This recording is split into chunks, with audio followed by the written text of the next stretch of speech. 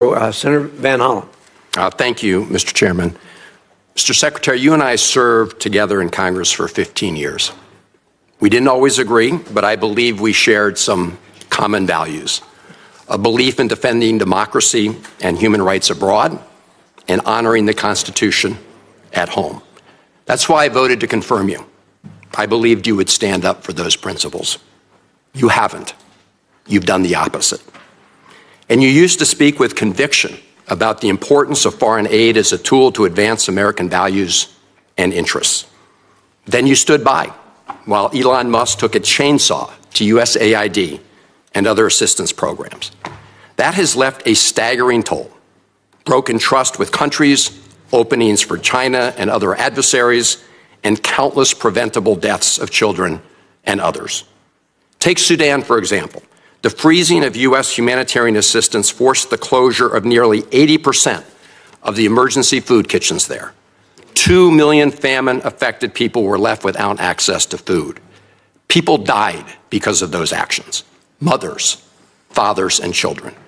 Tons of emergency food that could have saved their lives was left rotting in warehouses because you and Elon Musk refused to let USAID do its job. Sudan is a country where, by the administration's own determination, a genocide is unfolding in Darfur. But here's where it goes from cruel to despicable. While cutting off food aid to Sudanese families living through an actual genocide, you're fast-tracking white South Africans for refugee status under a manufactured claim that they are the victims of genocide. You tried to block the admission of individuals who had already been approved to come here as refugees, while making bogus claims to justify granting such status to Afrikaners. You've made a mockery of our country's refugee process, turning it into a system of global apartheid, where political ideology and race, more than truth or need, matter. And while you've turned away from a genocide in Sudan and invented one in South Africa, you teamed up with President Trump to throw the Ukrainian people under the bus and have been played like a fiddle by Vladimir Putin. Of course, Donald Trump not only said he would end the war in Ukraine on day one, he also said he would end the war in Gaza on day one. And yet last week, you were all running around to Gulf states, giving away very sensitive American AI and chips technology, but doing nothing to end the war in Gaza and get the remaining hostages returned.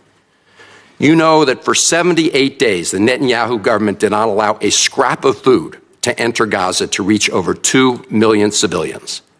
57 children have died from malnutrition so far, and more than 14,000 children are in imminent danger of dying of starvation.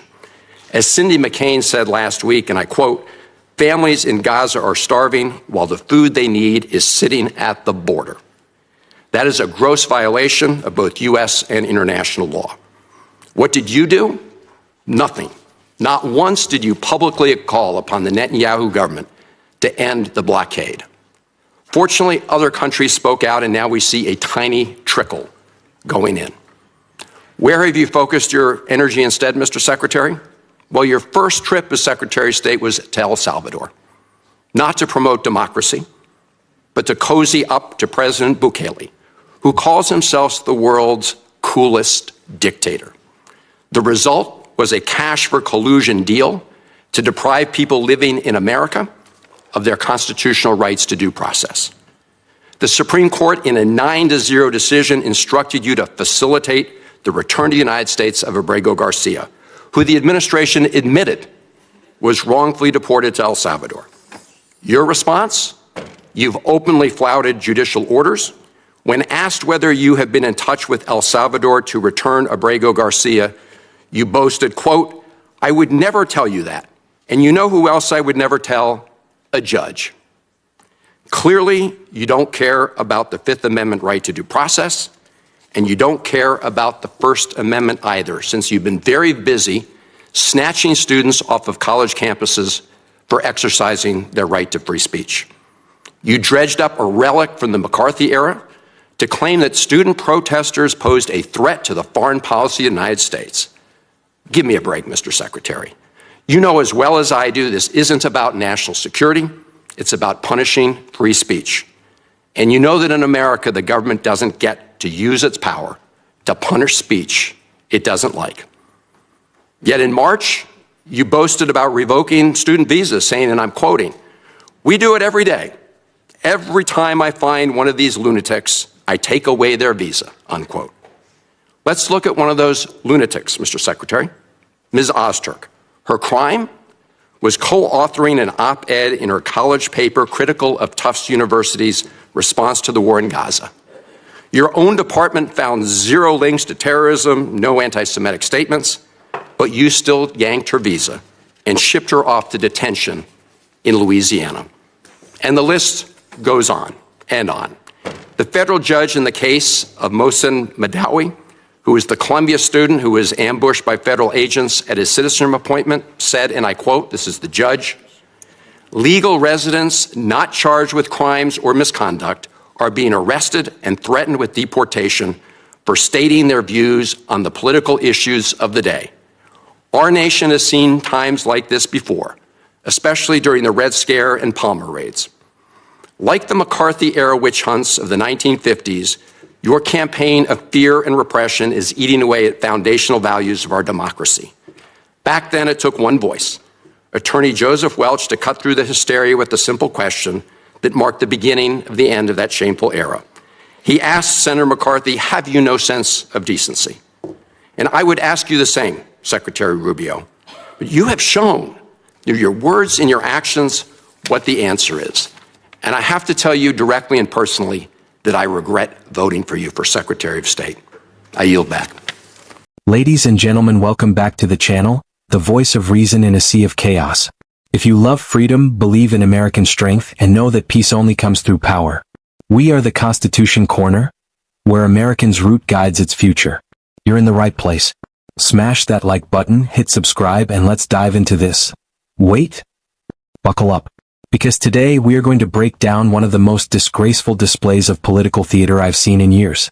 What you're about to hear is a full-on, unhinged rant from a leftist Senator Van Gala, a man who once claimed to defend democracy, and now stands exposed for defending nothing but chaos, distortion, and radical ideology.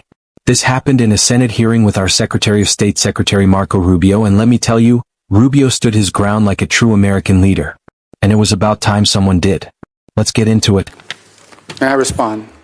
You may sit. Well, first of all, your regret for voting for me confirms I'm doing a good job, based on what I know. Well, that's just a flippant statement, Mr. Secretary. Can I respond, Mr. Chairman? You may. I didn't ask Senator, questions. please let the Secretary have I'd be the floor. happy to, but then I can respond to his... Your time's up, Senator, and willfully used, I might add. Well, your remarks do not represent the view of this committee. Well, Mr. Secretary, please. Well, I'd like to. I can't respond to everything he said because much of these are untrue, but I'll go through a few. First of all, I'm actually very proud of the work we've done with USAID. For example, I don't regret cutting $10 million for male circumcisions in Mozambique. I don't know how that makes us stronger and more prosperous as a nation. I don't regret psychosocial support services. I raised Sudan, Mr. Secretary. Can I respond, Senator, I'd ask you to suspend. You had 7 straight minutes of I chose to use my time that way, Mr. Chairman. That's my right to Please use suspend my time that way. Secretary Rubio. Well, I can go on. I mean, there's other things here. We spent $227,000 for Big Cat's YouTube channel from USAID. We spent $14 million for social cohesion in Mali, whatever the hell that means. So I can go on and on. I got the list here, and there's more. I didn't even bring the whole list. In the case of El Salvador, absolutely. Absolutely. We deported gang members, including the one you had a margarita with. And that guy is a human trafficker, and that guy is a gangbanger, and the evidence is going to be clear. In the days to come, you're going to see who you went to defend. Senator, I'm sorry, please, Mr. Chairman. Secretary Rubio has the floor. Mr. Chairman, he can't make unsubstantiated comments like that. Secretary Rubio has the floor. You had Secretary your time. Rubio should take that testimony to the federal court of the United States because he hasn't done it under oath. Here's another point, okay? There is a division in our government between the federal branch and the judicial branch. No judge in the judicial branch cannot tell me or the president how to conduct foreign policy. No judge can tell me how I have to outreach to a foreign partner or what I need to say to them. And if I do reach to that foreign partner and talk to them, I have under no obligation to share that with the judiciary branch. Just like a judge cannot order me to negotiate with a foreign minister of Russia, they cannot order me to negotiate with a foreign minister or the president of El Salvador. And if I did negotiate with them, which we have responded to them, and And we've told them, we've had communications with the president of El Salvador. I am under no obligation, under our division of powers in this country, and to share with the judicial branch how I conduct the diplomacy of the United States. It would actually be counterproductive. If I started sharing with courts, or frankly, with the media, my conversations with foreign leaders and all of their details, no foreign leader would talk to me again, and we would break trust with them. So I have complied with every court order. What I won't comply with is an order to disclose what I'm saying and what we're talking about with a foreign leader, because then they won't talk to me. Diplomacy doesn't work that way. About the student visas, let me say this. I don't deport anybody, and I don't snatch anybody. The State Department does not have officers in the street snatching everybody. What I do is revoke visas, and it's very simple. A visa is not a right. It is a privilege. People apply for student visas to come into the United States and study. And if you tell me that you're coming to the United States to lead campus crusades, to take over libraries and try to burn down buildings and acts of violence, we're not going to give you a visa. Is that what Ms. Ostork did? We're not going to give you a visa. Is that what she did? Come on, Mr. Secretary. And every single one of these cases, the factors are different. Senator, the bottom line is, if you're coming here to stir up trouble on our campuses, we will deny you a visa. And if you have a visa, First Amendment apply to we'll revoke living in the United States? And we're going to do more. There are more coming. We're going to continue to revoke the visas of people who are here as guests and are disrupting our higher education facilities. People are paying money. These kids pay money to go to school, and they have to walk through a bunch of lunatics to the who are here on student newspapers visas. disrupting the Simple foreign as policy of the United I want to States. do more. I hope we can find more of these people. That's pathetic, Mr. In fact, the other day, some guys led a riot. I forgot what university it was, and I asked, please, can you find the arrest records of all the people that were arrested at that riot at that campus? Because if any of them have a visa, we're going to revoke it. I feel so much safer right, when you lock up people like Ms. Ostork, Ms. Secretary. We've had enough time on the subject. Thank you very much. So Senator Van Gala gets the mic and spends 7 straight minutes. That's a lifetime in political terms, attacking Secretary Rubio, not with facts, not with reason, but with loaded accusations, radical claims, and more virtue signaling than a Hollywood awards show. First of all, Van Gala accuses Secretary Rubio and Elon Musk, yes, Elon Musk, because the left has to drag him into everything of gutting humanitarian aid programs and somehow being responsible for genocide in Sudan. Let me ask you this. Where were all these cries about Sudan under Obama? Or even under Biden 1.0? You never heard a word. But now, suddenly, it's all Rubio's fault? Give me a break. Rubio made a great point. Cutting waste from USAID is not just necessary, it's patriotic. $227,000 for a YouTube channel about big cats? $10 million for circumcision programs in Mozambique? Are you kidding me? That's not aid. That's a liberal slush fund disguised as foreign policy. Then we move on to one of the most disgusting parts of Van Gala's rant. He actually had the audacity to attack the U.S. for fast-tracking white South Africans seeking refugee status, calling it global apartheid. Excuse me? White South Africans have been dealing with violent attacks on their farms, racial policies, and deteriorating security for years. If any group in the world qualifies for asylum, it's those people, the people who share our Western values and have real reasons to flee. But because they're white and not on the progressive oppression pyramid, this senator treats them like dirt. That's not justice, that's racism disguised as anti-racism. Then, of course, he moves on to Gaza. Because nothing gets the radical left fired up like defending Hamas sympathizers and blaming Israel for everything. Van Gala talks about the blockade, but let's remember why Israel has a blockade. Because Hamas uses aid trucks to smuggle weapons. Hamas started this war. Hamas hides behind civilians. Hamas refuses to release hostages.